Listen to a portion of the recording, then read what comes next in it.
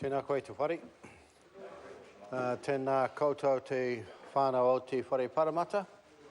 Kia ora mai tātou, tēnā tātou katoa. Members, when we broke for the valedictory speech of... I just wish you'd shut up sometimes. It's family. It's just a family thing. Members, when the House was suspended, having heard from the Honourable Member David Shearer in his valedictory, the call was about to go to the Labour Party, and so I ask if an Honourable Member from the Labour Party would like to seek the call. Mr Speaker. Jenny Salisa.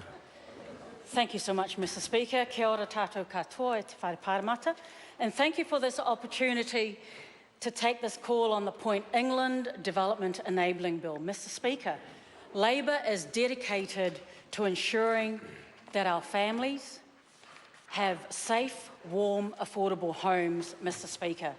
It is a base for which families can build and ensure that their children are safe having a house, that is, Mr Speaker. In government, Labour is committed to building thousands of affordable houses for our whānau, for our children in Tamariki and for Aotearoa New Zealand. Mr Speaker, Labour is supportive of this bill to the Select Committee because particularly in Auckland, we know that we are facing a housing crisis, Mr Speaker, a housing crisis that has been blown up under the watch of this government, a housing crisis that is spreading across the country like a virus, unfortunately, at this time.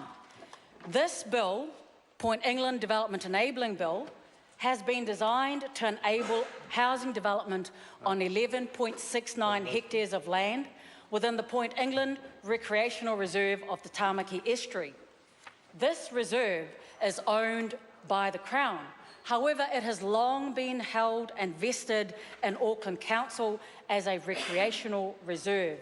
It is land that is zoned public open space. The area, Mr Speaker, includes sports fields, it includes a walkway, and it also includes recreational facilities. However, a portion of this reserve near the CBD and major infrastructure in Auckland is underutilised right now. In fact, it is currently fenced off as grazing land for cattle. The bill that is being proposed that we have before us, Mr Speaker, will allow a range of houses to be built on that prime land, with the balance remaining as recreational reserve, providing public spaces for this area, which we know is facing considerable intensification in both the short term as well as the medium term. With regard to local government, Mr Speaker, this development in this particular land will mean a loss of green space for the community. The call from the incoming Mayor, His Worship Phil Goff, as well as from councillors, as well as from the Chair of the local board, is that all proceeds from the sale of this piece of land should be reinvested in new and improved public open spaces for the local community. And Mr Speaker, given the expected growth for this area and the desirable facilities and social infrastructure that will be needed for our future generations, this is a call that I fully support. With regard to the local iwi, Ngāti Pawa, Mr Speaker, this proposed development is a great opportunity for Ngāti Pawa as a developer of houses on their land. They have the right to purchase and develop this land for housing under the right of first refusal, and Ngāti Pawa already has an agreement with the Tāmaki Redevelopment Company to build houses on this 11.69 hectare site. It is indeed fantastic to see that at least some of the historic wrongs will be addressed through the right to build houses on this land by the local iwi. They will also be providing 2 hectares of the land to develop a marae. It is at least a step in the right direction, Mr Speaker, and I would like to acknowledge the aspiration that Ngāti Pawa have for their grandchildren and for the return of their ancestral lands, and I wish them well in the future. When it comes to affordability, however, Mr. Speaker, we know that in Auckland especially, affordability is something that is debatable right now. The average price of a house in Auckland is over $1 million. One of the criteria under the Special Housing Accord is that affordable houses should sell in Auckland for no more than 75% of Auckland's region median house price.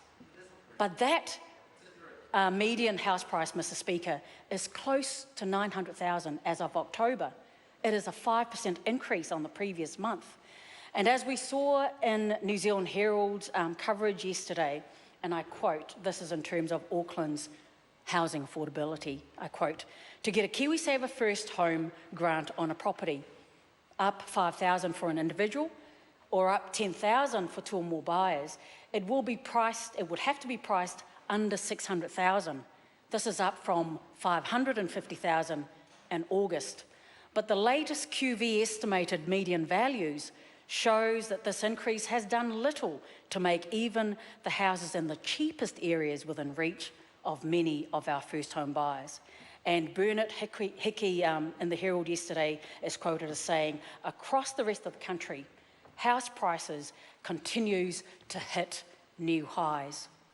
Mr. Speaker, there is also the other issue, which is an effect of housing being so unaffordable in Auckland, homelessness. We know that there are at least over 41,000 people who are homeless. Thousands of them are homeless living in cars, garages and other places in Auckland.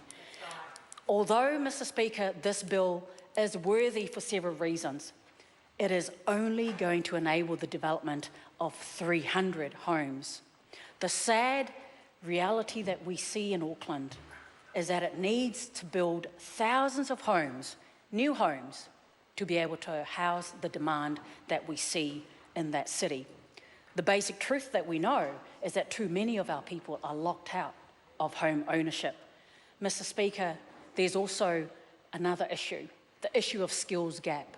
We know that way back in 2013, the major providers in construction and infrastructure got together with Auckland Council.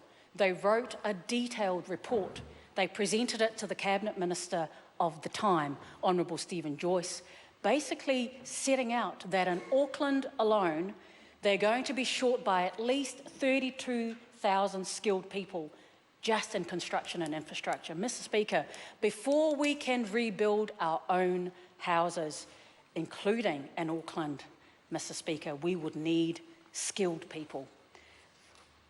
I believe, Mr. Speaker, that there's only one party that has a comprehensive housing proposal that will deal with Auckland's housing crisis, and that is the Labour government. We look forward to the day when we will come into government and we will be able to implement our comprehensive housing policy. Thank you so much, Mr. Speaker. Good luck.